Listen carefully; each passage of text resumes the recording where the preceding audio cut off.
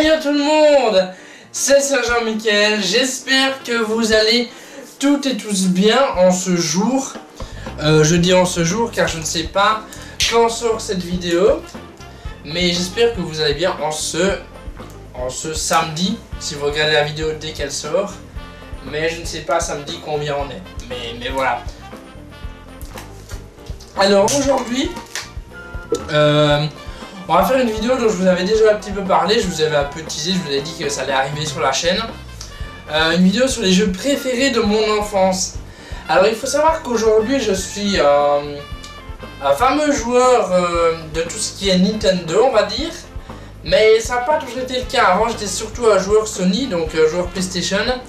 Et du coup les jeux de mon enfance c'est majoritairement des jeux PS1 et des jeux PS2, donc je vais vous faire entre guillemets un top 5, même si les tops seront finis sur ma chaîne, mais c'est un genre de top 5 entre guillemets, des jeux préférés de mon enfance. Je vais vous donner des arguments pour vous dire pourquoi j'aime ces jeux. Je vais essayer d'être le plus possible objectif, c'est-à-dire je vais pas forcément donner que des points positifs à ces jeux parce que pour moi c'est mes jeux préférés, donc je leur trouve beaucoup plus de points positifs que de points négatifs. Mais je vais essayer de nuancer un peu tout ça, quoi. On va dire que voilà, je vais vous donner 2-3 arguments, je vous parle un petit peu de comment sont les graphismes, etc., comment est le gameplay, voilà, différentes choses. Donc ce sera uniquement des jeux PS1 et des jeux PS2. Donc je vais faire ça de manière de top 5, c'est-à-dire je vais commencer par le 5e pour arriver jusqu'au premier.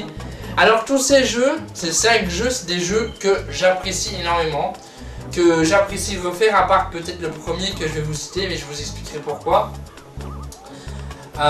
C'est des jeux qui ont bercé mon enfance, c'est des jeux que j'ai fait quand j'étais enfant, que j'ai fini étant enfant aussi. Certains étaient assez durs, mais que j'ai quand même réussi. J'ai vachement sué, quoi, on va dire, j'ai sué pour les finir, mais j'ai quand même fini par réussir à les finir, tout simplement.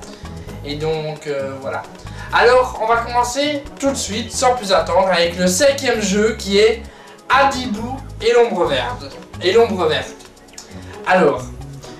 Alors ce jeu-là, c'est le seul jeu que je ne pourrais pas refaire aujourd'hui. Alors, le jeu est très sympathique, le jeu est très coloré, tout ça, tout ce qu'on veut. Mais le problème de ce jeu, en fait, c'est que la série des Hadibou, c'est une série pour les enfants entre 5 et 8 ans, on va dire à peu près. Et tu peux l'apprécier que quand tu as entre 5 et 8 ans, parce que l'univers d'Hadibou c'est un univers sympathique, je dis pas le contraire, mais adapté à un public entre 5 et 8 ans, quoi. Une fois que tu grandis, tu trouves le jeu sympa pour un enfant, mais pour toi, beaucoup moins, c'est surtout un jeu d'éveil, quoi. C'est un jeu d'aventure et d'éveil, quoi. Et du coup, étant plus grand, c'est pas forcément un jeu que tu vas énormément apprécier. C'est ainsi que va la vie. Donc ça c'est un jeu que je n'ai pas refait et que je ne pense pas refaire parce que... Enfin peut-être qu'un jour je vous ferai une vidéo dessus juste pour le fun, hein, pour le délire, mais c'est pas un jeu que... Je pense pas que... Aujourd'hui si je refaisais ce jeu là je prendrais pas forcément du plaisir comme j'ai pris comme quand j'étais enfant. Hadibou d'ailleurs c'est très connu, je sais pas si ça existe toujours, mais il y avait la série des Hadibou du coup pour les enfants de 5 à 8 ans. Il y avait Hadibou Chou pour les enfants de 3 à 5 ans, je pense. Et il y avait Hadi pour les enfants de 8 à 12 ans, un truc comme ça. Bref, il y a eu différentes sortes d'Hadibou, quoi. Et du coup, moi, c'était Hadibou et l'ombre verte, sorti sur PS1 en 2002 ou 2003, quelque chose comme ça. Alors, ce que j'aime bien, en fait, dans ce jeu-là, c'est que je trouve que les scènes 2D, elles sont assez bien ficelées, en fait. En fait, si vous voulez, les phases en 3D, elles constituent quand même le cœur du jeu, mais elles ont quand même du mal à convaincre. Le problème, c'est que les décors sont peu aspirés, mais la réalisation, elle est passable. Mais par contre, les environnements qu'on va traverser dans le jeu, ils sont quand même assez variés, ce qui est du coup assez positif. Le gameplay du jeu est assez simple.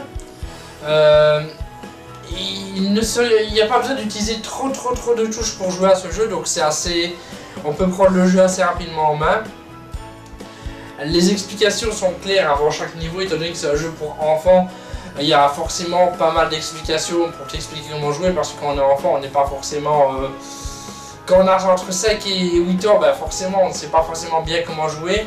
Mais là, le jeu, il explique vraiment totalement tout avant chaque niveau, donc c'est vraiment parfait. C'est vraiment un jeu qui peut convenir vraiment aux jeunes joueurs qui commencent à jouer aux jeux vidéo quand ils sont tout petits. Le jeu a été édité par Cocktail. Alors Cocktail, je ne connais pas beaucoup de jeux qui ont été édités par ce studio. Mais d'ailleurs c'est pour ça que je ne sais pas si Adibo existe encore, parce que Cocktail, je ne sais pas si ça existe encore, je ne me suis pas renseigné là-dessus. Mais ça n'empêche que le jeu reste sympa, quoi. Alors l'aventure d'Adibo et l'Ombreur, c'est une aventure assez complète.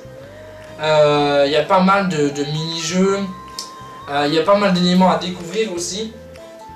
Et ce qui est bien, c'est qu'on peut aussi réutiliser la maison d'Adibou une fois qu'on a terminé la partie scénario du jeu. Et à ce moment-là, il est possible de rejouer une vingtaine de niveaux pour récupérer des points, ou compléter son encyclopédie, avoir des compétences en plus, des items en plus dans le jeu qu'on n'a pas forcément pensé à récupérer pendant la partie scénario. Même si on peut les récupérer également pendant la partie scénario, mais s'il te manque des trucs, tu peux refaire les mini-jeux une fois que tu as fini quoi, le jeu, quoi. Voilà, il n'y a pas vraiment de post-game, mais le post-game ça te permet de compléter des trucs. C'est comme dans Pokémon, si vous voulez, quand vous avez fini l'aventure principale, bah, vous pouvez éventuellement essayer de compléter le Pokédex. Le Pokédex Adibou, c'est un peu pareil, sauf qu'il n'y a pas de Pokémon parce que Adibou, c'est Adibou, quoi. Alors au niveau de tout ce qui est son, le jeu est doublé en français, enfin pour la version française, le jeu a été doublé en français. Et c'est pour une fois, c'est un doublage de très bonne qualité. Au niveau des chansons, elles sont assez entraînantes. Elles se retiennent sans vraiment de problème. Et ça, c'est vraiment le point fort d'Adibou. Ça ravivera je pense que ça contentera les fans du petit. Je sais pas si Adibou c'est un enfant ou un extraterrestre, enfin le petit bonhomme, quoi, on va dire. Voilà. Après, le scénario d'Adibou, de ce jeu-là, il manque vraiment d'inspiration. Mais par contre, les personnages qu'on rencontre tout au long de l'aventure ou qu'on a déjà au début de l'aventure, c'est des personnages très attachants. Donc, à ce moment-là, ce qui est négatif, c'est que l'histoire, le scénario est pas ouf, mais les personnages sont attachants, donc ça répare un peu ce problème. Alors, moi, qu'est-ce que je pense clairement de ce jeu? Alors, c'est vraiment l'un des premiers jeux auxquels j'ai joué quand j'étais petit, sur PlayStation. Et je pense qu'il ne devrait pas décevoir les jeunes joueurs. Vraiment, les petits, ils ne seront pas déçus par ce genre de jeu. Ah oui, d'ailleurs, les jeux que je cite, ils ne se vendent plus à la vente. Ils ne sont plus forcément à la vente. Mais vous pouvez les trouver dans des magasins cash ou via des sites en ligne et tout. Il y a moyen de se les procurer très facilement. Donc je disais, Adibou, la série d'Adibou ne devrait pas décevoir les jeunes joueurs. Je pense que les jeunes joueurs, ils vont bien aimer. Mais c'est vraiment uniquement à eux que ce genre de jeu est destiné, quoi. Je veux dire, tu vas aller trouver un garçon de mon âge, tu vas lui proposer Adibou, il va y jouer, mais genre il va plus le parodier en y jouant que vraiment jouer sérieusement, quoi. Après, certes, Adibou n'a pas des graphismes de ouf, en même temps c'est un jeu PS1, donc forcément vous attendez pas de la 4K Full HD, c'est pas possible, quoi. Mais bon, l'aventure est sympathique, c'est une petite aventure simple d'accès pour les enfants. C'est amusant, c'est ludique. Et c'est quand même assez complet comme jeu. Enfin bref, c'est un jeu qui est pour moi un très très bon jeu, assurément. Donc, je vous conseille, si vous avez peut-être des petits frères, des petites sœurs, des personnes qui ont entre 5 et 8 ans, si vous arrivez à leur procurer Adibou sur console ou même sur émulateur, parce que j'imagine qu'il est disponible sur des émulateurs PS1, et bien franchement, je pense que c'est un achat vraiment très très très utile. Donc ça, c'était le numéro 5.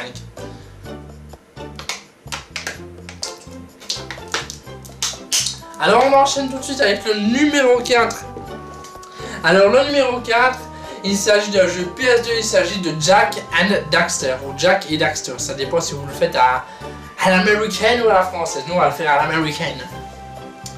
Alors, Jak and Daxter, c'est un jeu que j'ai beaucoup apprécié sur PS2.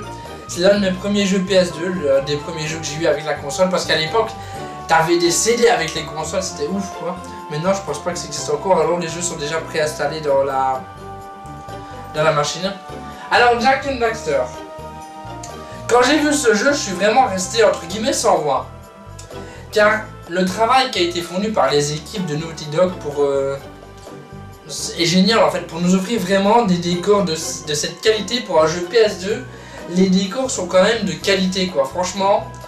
Après, les personnages en eux-mêmes, la manière dont ils étaient modélisés n'est pas forcément excellente.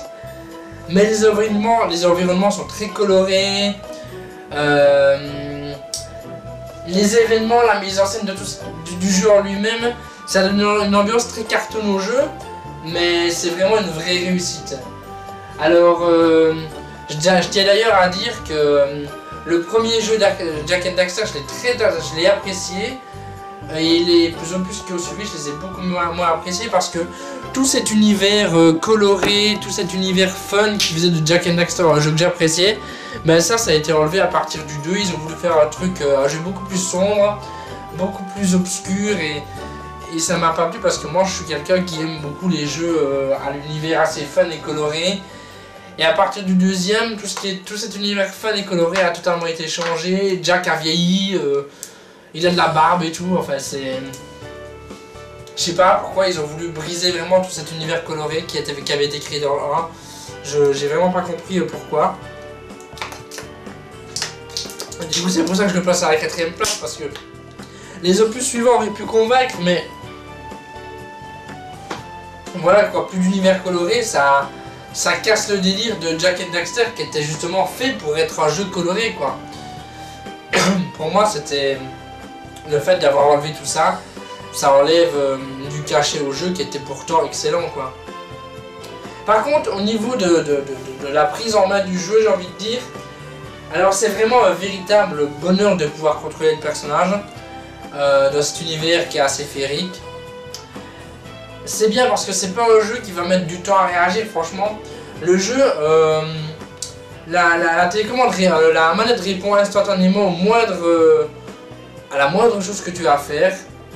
Le personnage est toujours très maniable, la caméra ne pose aucun souci, et il est toujours pas possible de la remplacer manuellement si vraiment il y avait un problème, mais généralement la caméra est assez intuitive on va dire. Alors le jeu par contre peut se terminer assez rapidement si on ne prend pas... Si on complète pas tous les objectifs, le jeu peut se terminer assez rapidement. Mais bon, si vous remplissez pas tous les objectifs, si vous allez droit au but, ça peut être fini assez rapidement. Mais si vraiment on cherche à tout faire, il faudra quand même un bon gros paquet de 1 pour finir cette ère. Alors les musiques de ce jeu, elles se suivent, mais elles ne se ressemblent absolument pas. Elles sont toutes de très bonne qualité. Elles sont différentes forcément en fonction des lieux qu'on visite. Le jeu a également été doublé en français. Et les voix françaises sont parfaites et elles collent parfaitement au personnage qu'elles incarnent tout simplement. Donc ça c'est cool parce que des fois tu as des versions françaises et les voix, tu te dis ah ce personnage là il a cette voix là. Ah mais c'est moche. Après c'est un jeu de plateforme, du coup on reste dans un scénario assez classique de jeu de plateforme. Mais bon, la recette de Jak and Daxter, premier du nom, est très efficace. Oui, il y a beaucoup de jeux de plateforme dont je vais parler à Paradibou. Les jeux suivants, c'est quasiment tous des jeux de plateforme parce que à l'époque, j'étais un fanat de jeux de plateforme. Donc, on va en parler aussi. Alors, qu'est-ce que je pense moi de ce jeu? Je pense que ce jeu, c'est un véritable succès en fait pour l'entreprise Naughty Dog. Pour la société Naughty Dog. Naughty Dog d'ailleurs qui est une société qui n'existe plus, donc Jak and Daxter il y a eu le 1, le 2, le 3 et le X. Oui après 3 ils ont pas fait 4, ils ont fait X. Ça veut pas dire 10 hein. Mais c'est pas pour ça qu'il y a du cul non plus dedans quoi. Donc voilà, Naughty Dog n'existe plus, donc il n'y aura plus de Jak and Daxter après. Normalement, à moins qu'il soit édité par quelqu'un d'autre, mais du coup ce sera très différent. Bref, je trouve que vraiment Naughty Dog c'était un peu une perle rare pour cette société. Naughty Dog nous avait déjà offert quand même pas mal de bons jeux comme la série des Crash Bandicoot sur la PlayStation 1. Et bien évidemment, à partir du moment où ils sont passés sur PS2, bah, ils ont abandonné entre guillemets Crash Bandicoot pour Jak and Daxter. Et directement, dès sa sortie, Jak and Daxter a été vraiment un succès. C'est un titre incontournable, quoi, je veux dire, pour tout joueur de PS2 qui se respecte, connaît ce jeu ou a au moins essayé un jour d'y jouer, ou quand tu le lui dis, il voit à quoi ça ressemble vite fait, il a peut-être des souvenirs dans sa tête. Donc franchement, je pense que c'est un jeu très intéressant, très apprécié, et très jouable tout simplement. Je pense que tous les amateurs de plateforme connaissent ce jeu, et s'ils ne connaissent pas ce jeu, déjà ce serait bizarre, mais je pense qu'ils vont l'apprécier sans aucun doute, Pour moi, ce jeu, il représente vraiment le début des jeux de plateforme sur PS2. Donc voilà, c'est vraiment un jeu que j'ai apprécié. Donc ça, c'était pour le numéro 4. Maintenant, on passe au numéro 3. On passe à Ratchet et Clank, premier du nom sur PS2. Alors Ratchet et Clank, c'est un peu le rival de Jak and Daxter, car c'est deux jeux qui sont sortis plus ou moins vers la même année, au début de la PS2, et ils se faisaient un peu concurrence. Alors qui a gagné au final? Malheureusement, c'est Ratchet et Clank, parce que Jak and Daxter, ça n'existe plus, parce que Naughty Dog n'existe plus probablement, il y a sûrement probablement de ça. Ratchet et Clank, ça c'est produit par Insomniac Games, et Insomniac existe toujours, et il y a des Ratchet et Clank qui en sortent toujours aujourd'hui. Il y en a eu une flopée depuis le premier, il y a eu le 2, le 3 et d'autres noms, dont je ne me rappelle pas. Parce que j'ai pas joué à tous malheureusement, parce que moi je me suis arrêté vraiment à jouer à Sony après la PS2, j'ai eu la PS3, mais j'ai eu que quelques jeux dessus, dont Ratchet et Clank, A Crack in Time je pense. Et voilà quoi. Après j'ai vu que sur la PS5, il y a un nouveau Ratchet et Clank qui sort. Alors je pense que c'est le truc qui pourrait me laisser tenter de prendre la PS5, mais bon, je pense pas trop, parce que les consoles Sony, après la PS3, mon frère a la PS4, mais vraiment c'est pour jouer à FIFA quoi, tu vois. Donc à part ça, mais bon, il y a quand même un nouveau Ratchet et Clank qui sort, donc je pourrais totalement me laisser tenter. Mais bon, je ne sais pas. Alors Insomniac Games, c'est un jeu qui maîtrise vraiment en fait la 3D. Et ce qui est bien, c'est que le jeu le prouve tout au long du jeu en fait, tu vois. Tout au long du jeu, on voit que la 3D est vraiment bien gérée. Les niveaux de Ratchet et Clank, c'est des niveaux assez vastes, des niveaux beaux tout simplement, remplis de plein de choses. Il y a plein de détails franchement. Le jeu a vraiment beaucoup de vie. Les personnages tendent vers le dessin animé, avec plein de diversité, d'attitudes différentes. Franchement, c'est vraiment très varié comme jeu. Je pense que c'est l'un des jeux PS2 les plus variés au niveau des décors, au niveau des personnages. Il y a vraiment pas mal de choses à voir, à découvrir tout simplement. Alors comme c'est un jeu de plateforme, le jeu forcément il réserve pas mal de passages de plateforme tout simplement. Mais il n'y a pas que ça en fait, parce que il y a par exemple des courses d'overboard, des glissades, du monorail, on peut aussi être attaché par les chaussures. Il y a aussi des séquences où Clank, donc le petit robot du jeu, se balade seul. Le gameplay est riche en fait. Le gameplay de Ratchet & Clank, pour résumer, il est très riche. Il est vraiment varié. Et la jouabilité est exemplaire. La jouabilité de ce jeu est vraiment exemplaire. Il y a des jeux que j'ai placés plus haut où la jouabilité était un peu moins bonne. Mais franchement, ce jeu-là, je pense qu'il a une jouabilité exemplaire. Et qu'à l'époque, une bonne partie des jeux PS2 auraient dû s'inspirer de la jouabilité de ce jeu-là, parce que franchement, le personnage il se maîtrise à la perfection. Il n'y a vraiment pas un moment donné où tu vas te dire ah merde, j'ai fait une connerie, machin, le personnage était trop vite. Non, franchement, il n'y a vraiment il y a vraiment rien à dire sur la jouabilité. La jouabilité est parfaite, mais vraiment. Après, ce que je pourrais reprocher à Ratchet & Clank, c'est que je trouve que le jeu est un peu facile quand même. Le jeu est un peu facile, du coup le plaisir il dure pas vraiment assez longtemps. À mon goût c'est un jeu qui peut être fini assez vite, donc ça c'est un peu dommage quoi. Après les musiques de Ratchet & Clank sont sympathiques. Les voix sont françaises aussi et vraiment c'est encore pour une fois un bon doublage. D'ailleurs je trouve que maintenant il y a pas mal de jeux qui ne sont pas doublés en français ou c'est juste des sous-titres. Et c'est un peu malheureux parce que je trouve que les doublages de pas mal de jeux vidéo que j'ai appréciés étaient plutôt bien faits. Bon après il y avait aussi d'énormes bouses, mais il y a quand même une bonne partie des jeux où le doublage français était vraiment pas dégueulasse. Ce serait vraiment cool au final que tous les jeux disposent de doublage français, mais un doublage français de qualité. Parce qu'il y a des doublages français, c'est vraiment pourri, mais ce serait bien que tous les jeux, que ce soit les jeux anciens comme les jeux récents, disposent de doublage français, parce que franchement, un doublage français excellent, parce que allez, on sait, ça a été prouvé à l'époque que ça pouvait se faire de bons doublages. Et malheureusement aujourd'hui, tu as certains jeux qui sont doublés en français où le doublage il est merdique quoi. Je vais pas vous donner d'exemples comme ça parce que c'est pas le sujet de cette vidéo. On n'est pas là pour parler des jeux actuels, on est là pour parler de jeux rétro que j'ai appréciés, mais voilà, ce serait vraiment bien si les jeux d'aujourd'hui pouvaient avoir un doublage comme ça. Bon après Ratchet & Clank d'aujourd'hui il a toujours un bon doublage, forcément, ils ont pas fait les cons, ils ont gardé le doublage qu'ils avaient avant.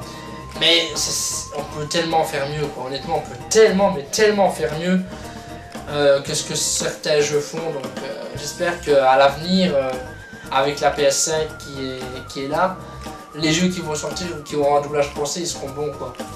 Parce que putain on paye quand même la console à un certain prix, les jeux à un certain prix, donc si on a des doublages de merde, ça saoule un peu quoi. À ce moment-là autant pas mettre de doublage quoi, si c'est pour faire ça. Après, niveau scénario pour Ratchet & Clank, il y a pas mal de petites scènes d'humour en fait. Plutôt marrant, plutôt intéressant, plutôt drôle, tu vois. Et du coup, ça met vraiment en place le scénario de manière assez sympathique, assez ludique. C'est vraiment chouette. En fait, les jeux à l'époque, c'était un peu... les scénarios étaient assez simples, mais c'était toujours... il y a toujours un objectif, on savait bien l'objectif qu'on devait accomplir, mais là, tu as des jeux, des fois, tu te lances dedans, on parle de différents trucs, mais tu sais pas c'est quoi le but de base. À Dibou, le but de base du scénario principal, c'était de retrouver un robot cuisinier qui s'appelle Kikook. J'ai regardé sur internet avant pour me rappeler du nom, je vous rassure. Hein. Sinon... Non, on a retrouvé Kikook qui est le robot cuisinier du monde d'Adibou. Et du coup, on doit aller le trouver, machin. Il a été enlevé par une ombre verte. Donc voilà. Donc faut retrouver Kikook. Au niveau de Jak and Daxter, Jack est un personnage, il a comme pote un singe qui s'appelle Daxter du coup, qui a été transformé par un sort, je sais pas quoi, un beloutre. Oui, qu'est-ce qu'une beloutre? C'est un croisement entre une belette et une loutre, animal qui n'existe pas, d'accord. Donc ça c'est le scénario de base de Jak and Daxter. Ratchet & Clank, quel est l'objectif? Alors il y a un président qui veut dominer le monde et foutre un peu le sbeul un peu partout dans le monde. Et du coup Ratchet & Clank il doit retrouver le capitaine Quark, histoire de empêcher le mec de faire de la merde. Déjà, mais ça c'est la base, mais finalement, ben, il va se passer certaines choses. Je vais pas vous spoiler, mais il se passe certaines choses qui font que voilà. Mais voilà, ça c'est. Vous voyez, les scénarios étaient assez simples, quoi. C'est toujours trouver quelqu'un, vaincre l'ennemi ou trouver moyen de faire quelque chose. Enfin, c'était des scénarios assez simples. Voilà, c'était pas en mode. Ouais, alors tu dois récupérer des cristaux, mais il y a des capitaines, t'as des chefs d'équipe. Mais t'as aussi des grands capitaines, des doyens, des machins, ta mère aussi, non? Voilà, avant c'était vraiment simple quoi. Et on rencontrait des personnages pendant l'aventure, tout ça. Mais ça restait globalement assez simple et assez une aventure assez basique quoi, j'ai envie de vous dire, c'était pas ouf quoi. Alors, moi personnellement, qu'est-ce que je pense de Ratchet & Clank? Alors ce jeu, je le place vraiment au sommet, plus haut que Jak and Daxter, au sommet des jeux de plateforme sur PS2. Enfin, je sais pas si je le place au-dessus de Jak and Daxter, mais j'ai envie de dire que je le place vraiment côte à côte. C'est un jeu qui partage de nombreuses similitudes avec Jak and Daxter. Hein. C'est vraiment son rival direct. Je pense pas que l'un a copié l'autre parce qu'ils ont chacun leur aptitude, leur aventure et leur univers. Mais je pense qu'ils sont tous les deux sur le même pied d'égalité. Ils sont tous les deux aussi réussis ou aussi bien réussis techniquement. Et pour moi, c'est vraiment ces jeux-là, c'est vraiment des évidences. Pour ceux qui aiment les jeux de plateforme PS2, ces jeux-là sont vraiment les références, quoi. C'est vraiment deux jeux qui sont sortis en plus quasiment en même temps, donc je pense qu'il n'y a même pas, plagiat ou quoi à penser. Peut-être sur les opus suivants, le 2, le 3 ou quoi, mais je pense que ils sont quasiment sortis en même temps. Je pense que Ratchet & Clank est sorti légèrement après Jak and Daxter, mais un mois ou deux après, donc je pense pas qu'il y a vraiment copie ou quoi que ce soit. Mais bon, je préférais quand même l'univers de Ratchet & Clank que l'univers de Jak and Daxter, c'est pour ça que j'ai placé Ratchet & Clank devant, mais c'est aussi parce que j'y ai joué beaucoup plus et qu'il faut encore des jeux, quoi, donc ça joue aussi, quoi. D'ailleurs, Jak and Daxter dans le 2, il y a des armes comme dans Ratchet & Clank, tu vois, du coup peut-être qu'à ce moment-là ils ont copié, mais au final voilà, quoi. Alors on passe au numéro 2, alors le numéro 2 c'est une série de jeux, c'est des jeux français, donc forcément il y a pas de doublage, mais c'est des jeux français. Vous voyez, les jeux ils sont français mais il n'y a pas de doublage français, c'est marrant. Non, alors c'est une série de jeux c'est une série de jeux édités par Ubisoft. Alors Ubisoft, on aime ou on n'aime pas, on n'est pas là pour dire si on aime Ubisoft ou si on n'aime pas Ubisoft. Mais, car il y a un mais, peut-être que c'est Ubisoft qui édite le jeu, mais c'est pas Ubisoft qui a créé le truc, quoi. Ça a été créé par Michel Ancel. Alors Michel Ancel c'est un dieu pour moi. Michel Ancel je le classe au rang de dieu. Comme Bit-en-Bois, Bit-en-Tron et ta mère. Voilà, je le classe vraiment au rang de dieu. Pour moi Michel Ancel est un dieu vivant. Alors qu'est-ce qu'il a fait chez Michel Ancel? Parce que il a créé la série des Rayman, ma gueule. Et la série des Rayman sur PS1, sur PS2 aussi, mais bon, on va parler surtout du premier Rayman sur PS1. Je n'ai jamais vu un jeu avec un tel bordel. Mais dans le bon sens du terme, quoi.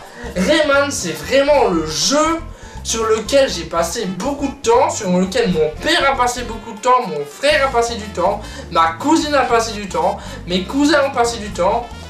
Tout le monde a passé du temps sur ce jeu-là. Franchement, Michel Ancel, merci. Bon, il est pas mort, je fais pas genre il repose en paix, mais Michel Ancel, franchement. Alors Rayman, il y a eu plusieurs Rayman, il y a eu pas beaucoup de Rayman, mais il y en a quand même plusieurs. Il y a eu Rayman, premier du nom, Rayman 2, Rayman 3. Puis après, on s'attendait à un Rayman 4 qui n'est jamais sorti, on ne sait pas si un jour il sortira.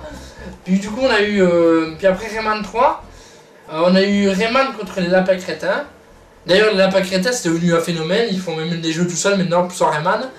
Puis après, bah, il n'y a plus de Rayman, quoi. Pendant un moment, il n'y a plus de Rayman. On s'est demandé ce qu'était devenu Rayman au final. On s'est dit, putain, Rayman, t'es où, quoi? Mec, on te cherche, quoi. T'as disparu. Puis 10 ans, personne ne s'y attendait. Rayman réapparaît sur PS3. Et sur PS4. What? Avec Rayman Origins, puis Rayman Legends. Bon, deux jeux, malheureusement, qui n'ont pas très bien marché. Ils ont essayé de créer l'univers 2D qu'il y avait sur la PS1, mais ça n'a pas forcément pris. Bien évidemment, les jeux ont quand même globalement bien marché, ça n'a pas été non plus des fiascos commerciaux, mais comparé à un certain jeu, Rayman a malheureusement assez vidé, quoi. Ces deux derniers jeux Rayman ont quand même assez vidé. Alors est-ce qu'il y aura un nouveau Rayman un jour? Après j'ai pas envie de dire non. J'ai envie d'avoir espoir. Mais le problème c'est que bon, Ubisoft a toujours les droits sur Rayman, bien évidemment. Sauf que Michel Ancel, il est sur d'autres projets là qui n'ont plus rien à voir avec les jeux vidéo.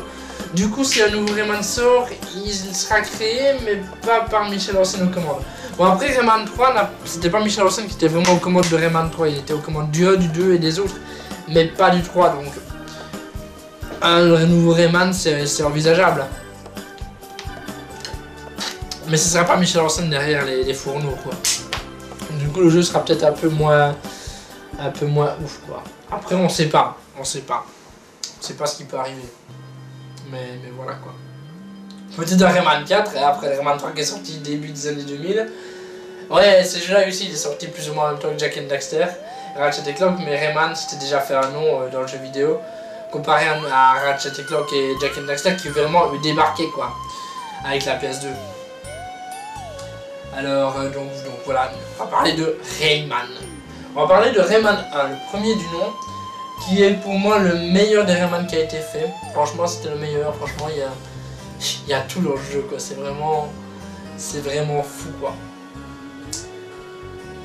Et du coup, j'espère que, comme je dis, j'espère qu'on aura un jour la chance de revoir Rayman, parce que voilà, faut pas laisser mourir les héros, quoi. T'as des héros qui meurent, en fait. C'est-à-dire que, bon, Adibou, je sais pas si ça existe encore, mais je pense que ça n'existe plus, donc Adibou c'est un héros, il est mort. Jak and Daxter, il est mort. Ratchet & Clank, il est toujours là. Rayman, il est mort, et le prochain jeu dont je vais vous parler, bah, le personnage aussi, il est mort. Enfin, mort. Le personnage n'est pas mort, mais il a été oublié par les joueurs, parce que forcément, il n'y a plus forcément de jeux qui sortent. Et pour moi, je pense que quand t'as des héros, des figures, des symboles emblématiques comme Rayman, il faut pas les laisser au placard. Ou alors il faut les sortir de temps en temps. Mais voilà, aujourd'hui on est plus sur on n'est plus vraiment sur ce style de jeu, quoi. Les mœurs ont évolué et voilà, quoi. Alors bon, Rayman, qu'est-ce que c'est concrètement? Parlons-en. Alors Rayman, c'est un jeu qui reprend vraiment les lignes de code des jeux de plateforme de l'époque. Mais il y a quand même, il souffre quand même un vent de nouveauté, en fait, dans Rayman. C'est-à-dire que le héros, donc Rayman, il peut effectuer une série de mouvements au lieu de seulement un ou deux comme dans certains jeux de plateforme. Mario. Le gameplay est très profond, comme la chatte de ta mère.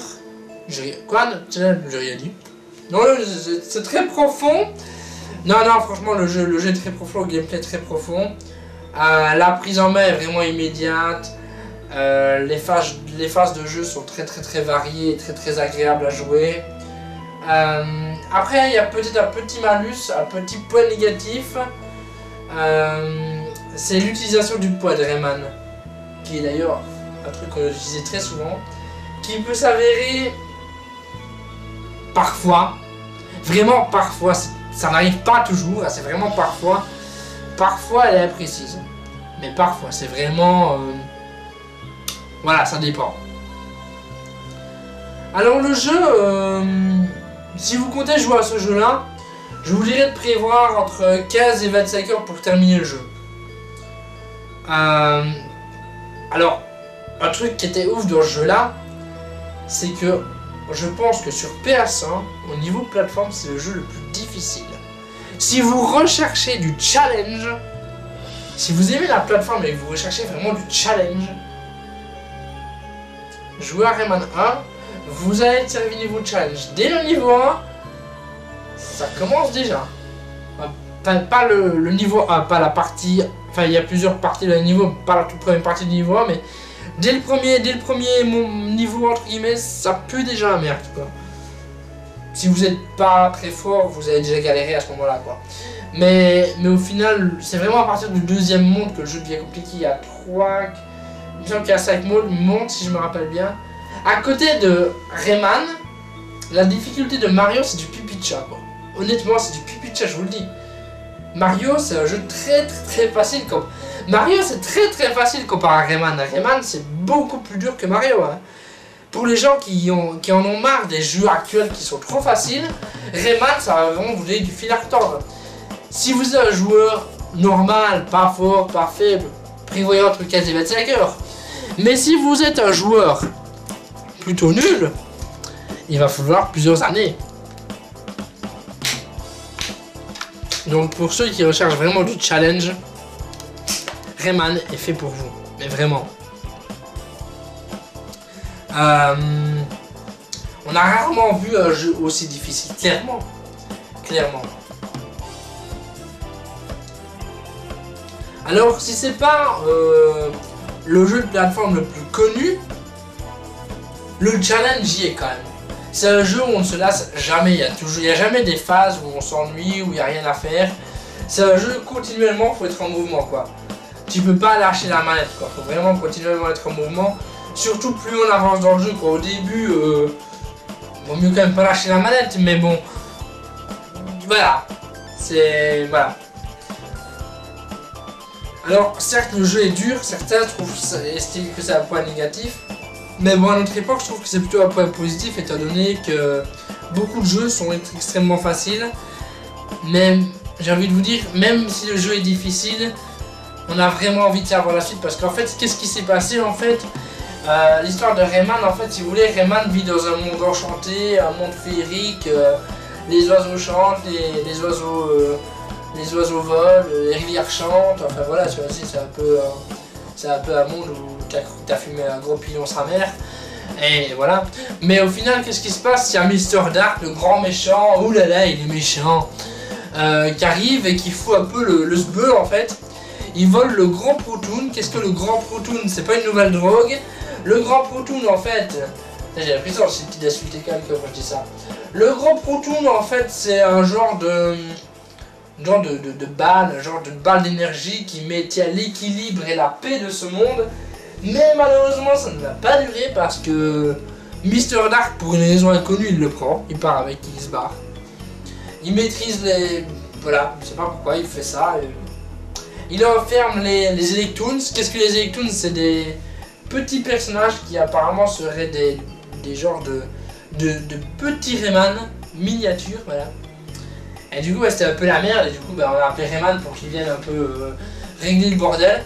Et du coup on a avancé dans différents niveaux jusqu'à arriver au château de Mr. Dark, l'affronter et récupérer le Grand Protoon et tout va bien.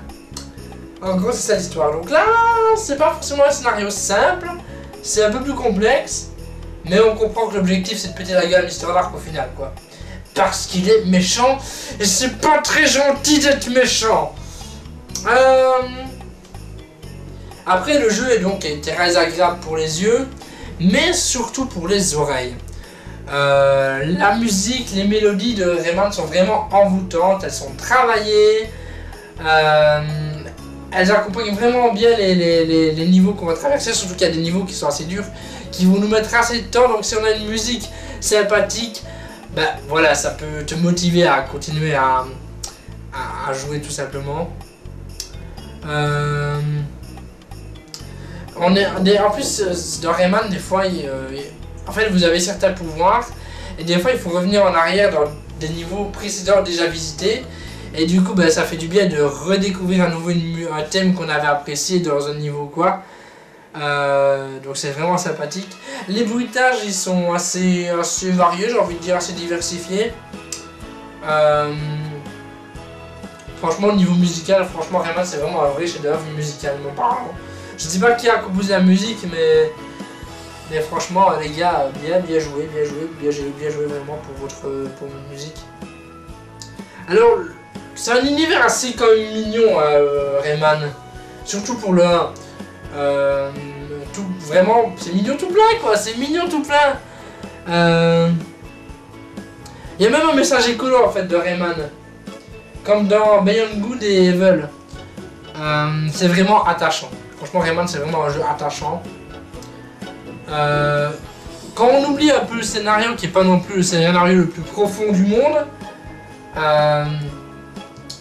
mais qui est quand même mieux que la grosse merde qui était de Lapin Crétin, on va pas se mentir.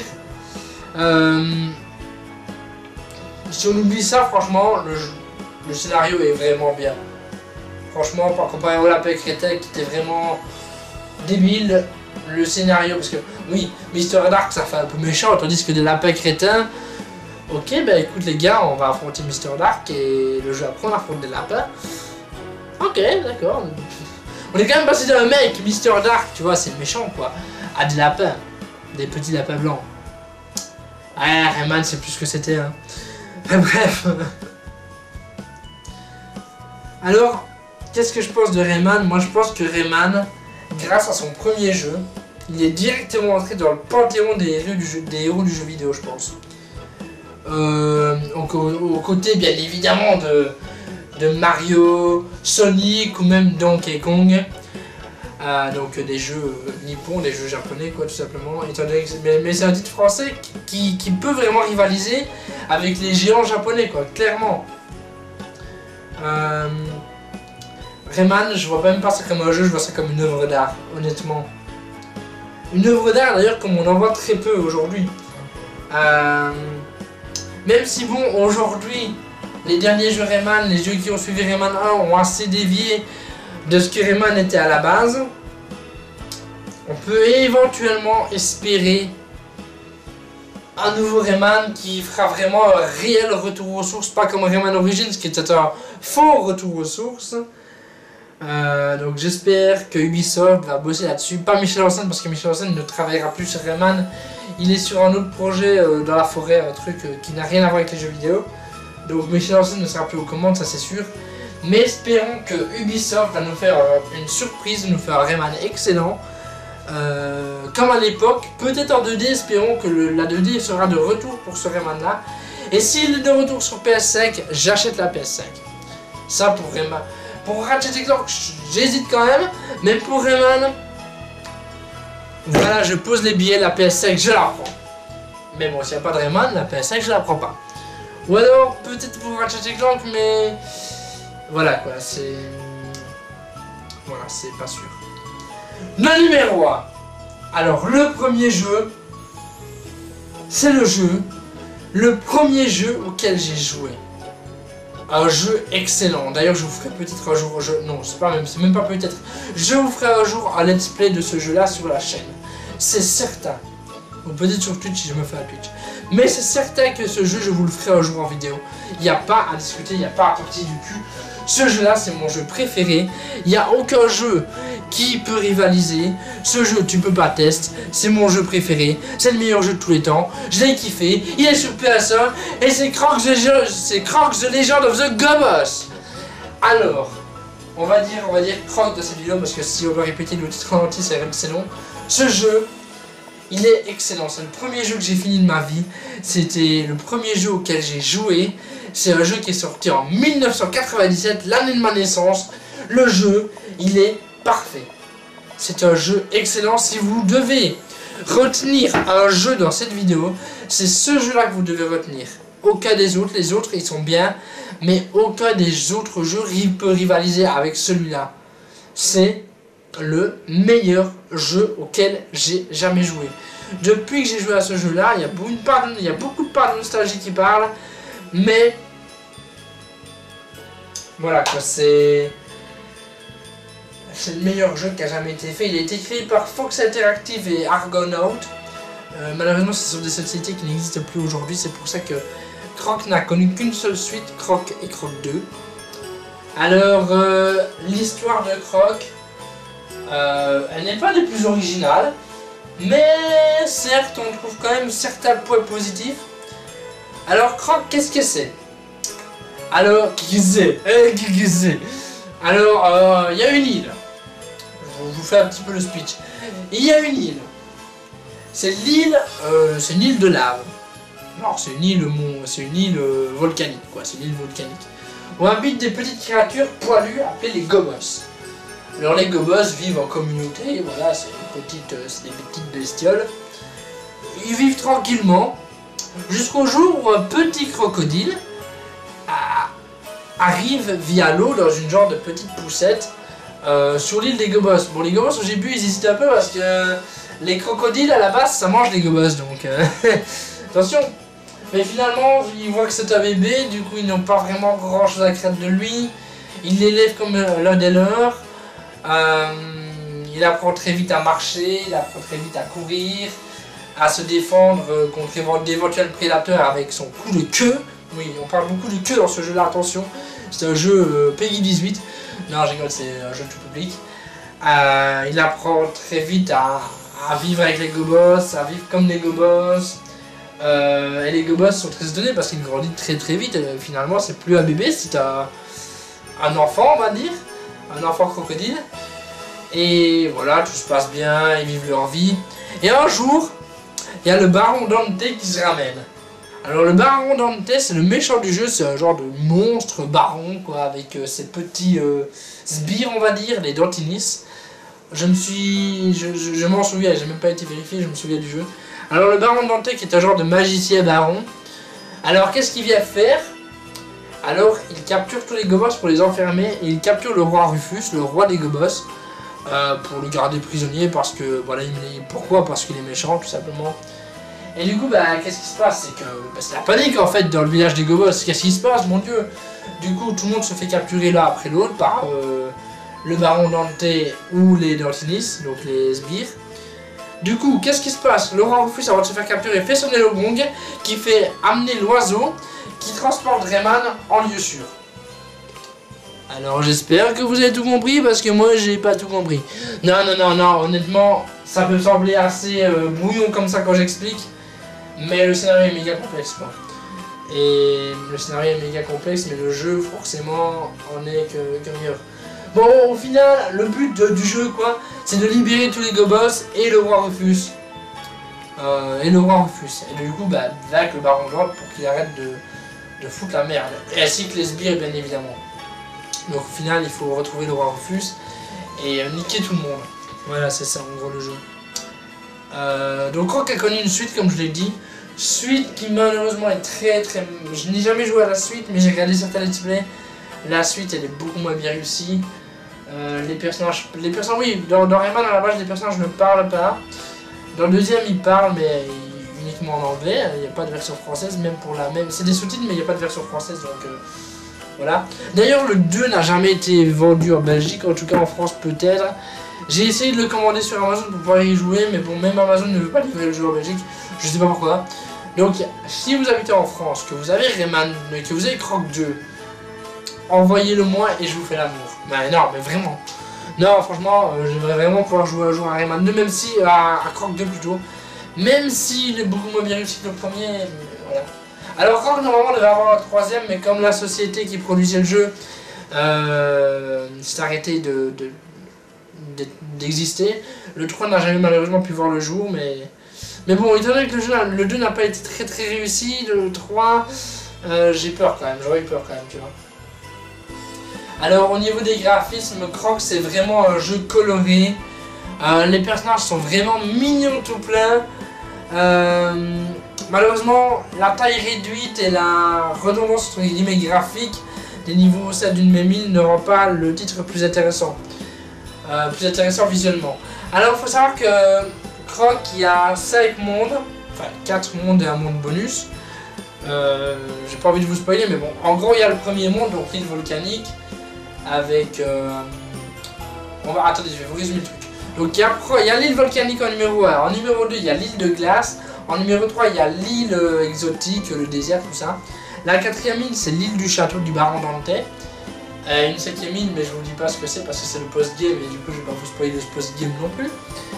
Donc il faut parcourir ces 4 îles, sur chaque île il y a 6 niveaux de plateforme, 2 niveaux de boss et 2 niveaux bonus de niveau caché entre guillemets.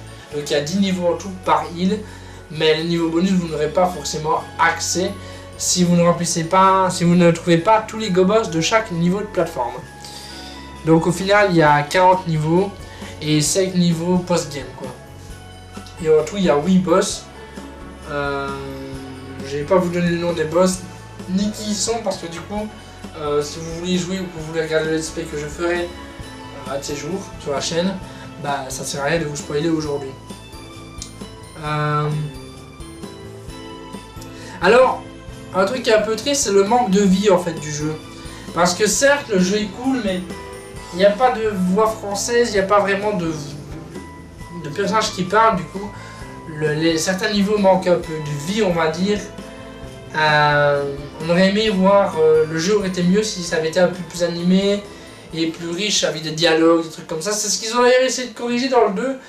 Mais tout ce qui était bien dans le 1 n'est plus dans le 2 et du coup il y a que les dialogues qu'ils ont rajoutés qui sont mieux, mais... Enfin non, les musiques sont cool quand même, les musiques du 2 sont cool. Mais... Voilà. Alors Croc il bénéficie quand même d'un panel de mouvements assez variés. Alors la maniabilité du personnage demande pas mal de patience parce que il faut le temps de pouvoir le prendre en main. C'est sûr qu'il faut le temps de pouvoir le prendre en main. Mais après, c'est un jeu qu'il faut savoir jouer quoi. Si tu sais pas jouer, tu vas avoir du mal parce que tu pourrais. Au début, tu peux tomber et rater pour de bêtes, pour une erreur de maniabilité quoi, tout simplement. Mais une fois que tu as compris comment ça fonctionne, franchement, ça se passe vraiment très bien.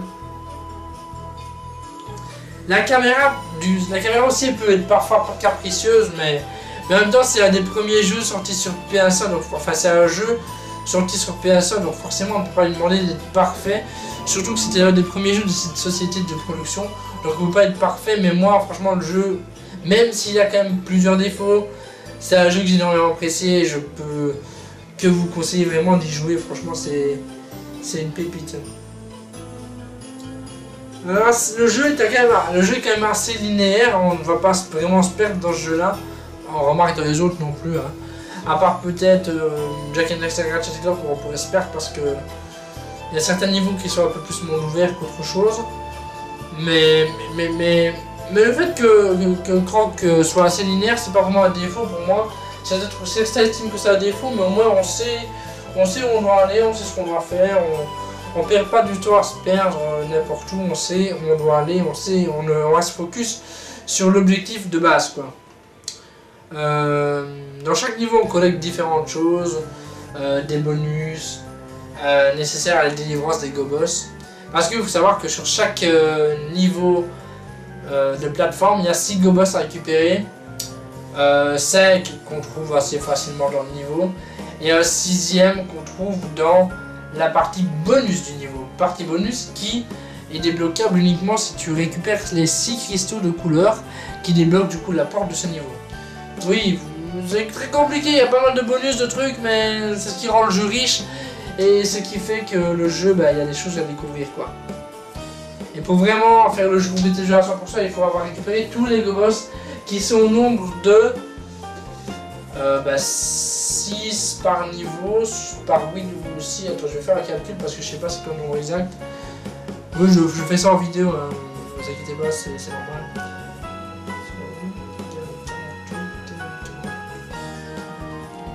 Il y a 192 Gobos en tout à récupérer dans la totalité du jeu. 193 avec le roi refuse du coup. Et voilà, c'est un bon nombre, j'ai envie de vous dire, c'est pas mal.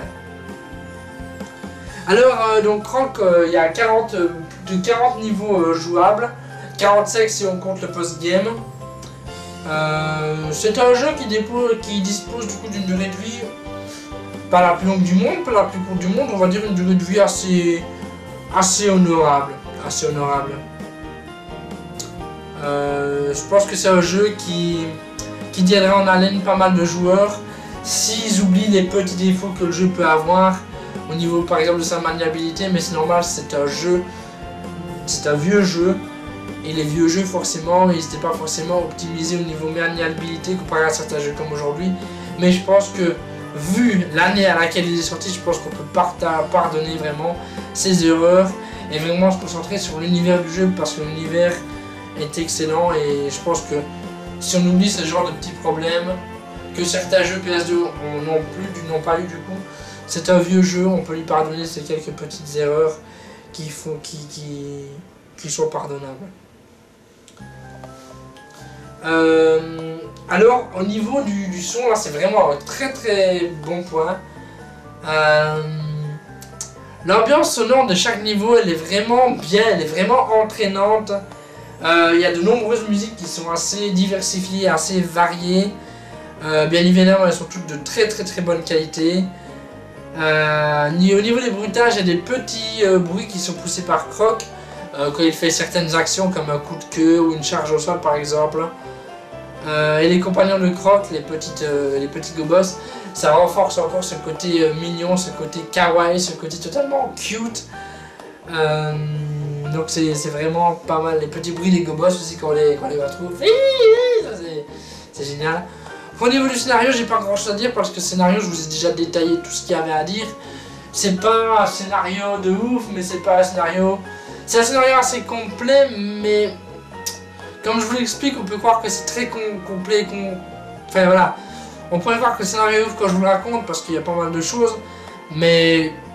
Ça se comprend assez vite, c'est juste que pour le développer, c'est un peu plus hasardeux, quoi. Alors du coup, Croc, qu'est-ce que je pense? Parce que je vous ai déjà dit que c'était mon jeu préféré et tout. Les personnages sont vraiment adorables, en fait. C'est vraiment un jeu très mignon, très kawaii. Mais pas pour enfants pour autant. Je veux dire, Adibous, c'est adapté, c'est un jeu d'éveil, c'est un jeu pour enfants. Là, Croc, c'est mignon, mais c'est pas forcément adapté aux enfants de base, quoi.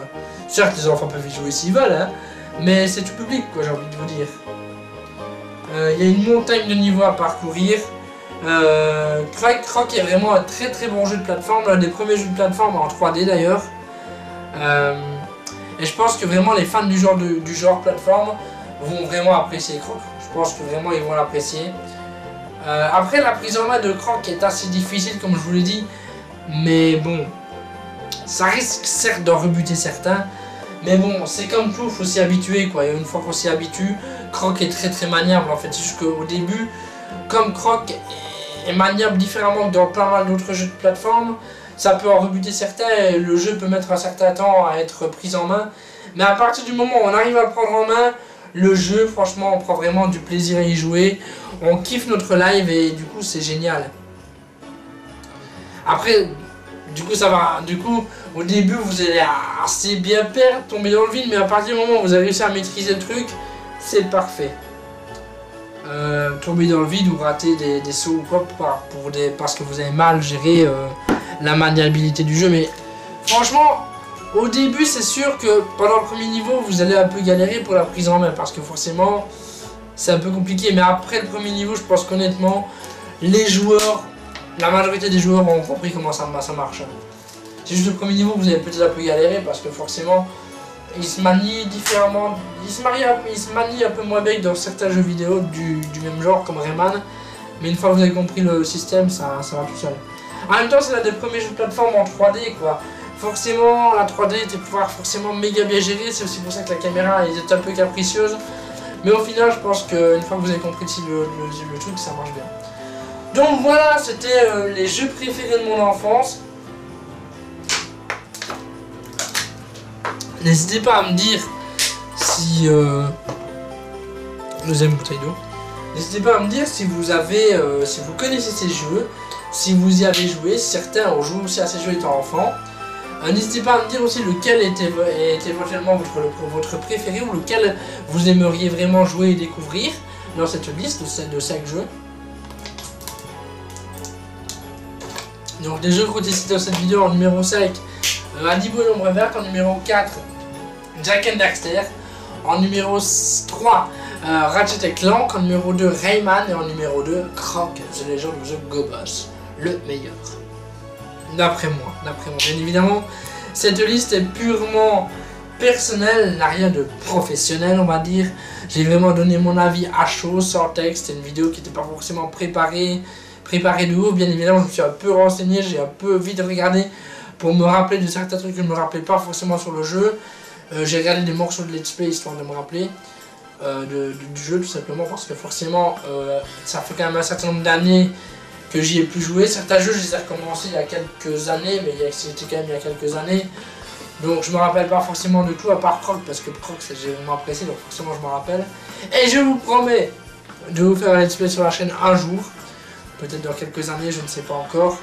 Parce que j'ai pas mal d'autres projets sur le feu. Pour le moment, d'ailleurs, le dernier épisode de Soldats de l'amour, dont je vais commencer le tournage demain. Normalement, à l'heure où je vous parle, à l'heure où vous voyez cette vidéo, la vidéo n'est sûrement pas encore finie, normalement, mais c'est en cours. Soldats de l'amour est en cours de tournage. À l'heure où vous voyez cette vidéo, le tournage est en cours et le montage devrait pas tarder du coup quand tout sera fini. Parce qu'il y aura plusieurs jours de tournage. Bref, on n'en est pas à ça, on n'en est pas à la fin de la vidéo. Alors je ne sais pas combien de temps dure cette vidéo, mais On doit être déjà sur une vidéo plutôt longue, donc pour ceux qui aiment les vidéos longues, ben, cadeau. Voilà, cadeau. Donc voilà, écoute, maintenant, cher ami, voilà, tu laisses un petit pouce bleu, tu laisses ton commentaire, tu t'abonnes, tu partages, tu ramènes tes copains sur ma chaîne, ok, d'accord? On fait comme ça, on fait comme ça. Allez ma gueule, bisous sur tes fesses ma gueule, et bye tout le monde.